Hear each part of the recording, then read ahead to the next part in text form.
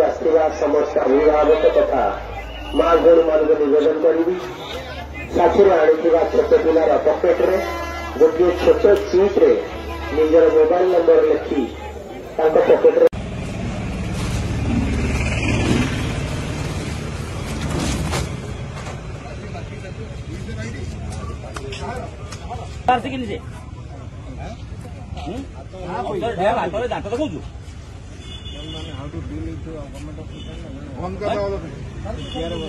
भूल कौन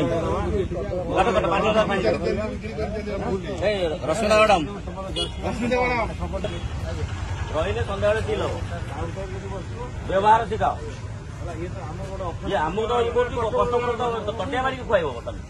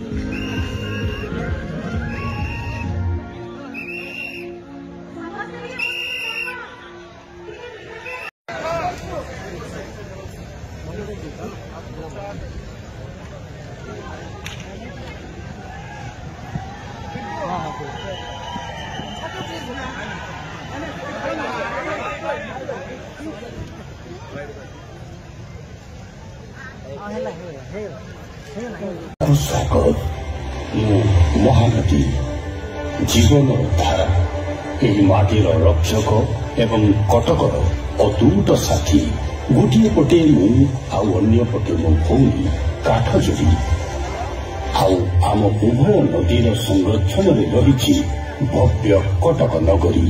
आज मु आपण मानकु यार कहानी सुनाइबाकु आसीछि एक एपरी कहानी जहाँ समय सहित प्रवाहित होइछि किंतु मो मध्य सदा सर्वदा समाहित होइछि।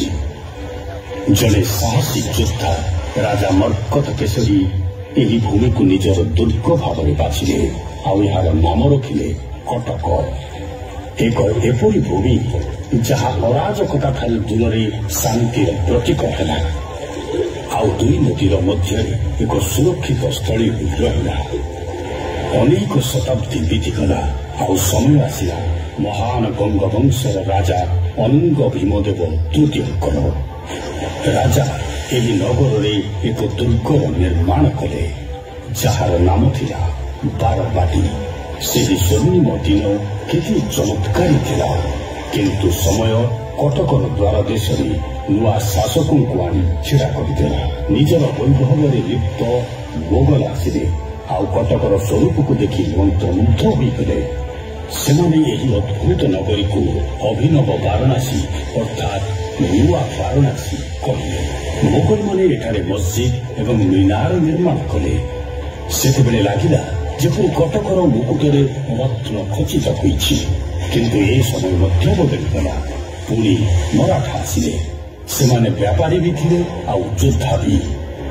सेमाने व्यवसाय को प्राधान्य देले आउ कटक को एक व्यावसायिक केन्द्र रे परिवर्तन करथिले।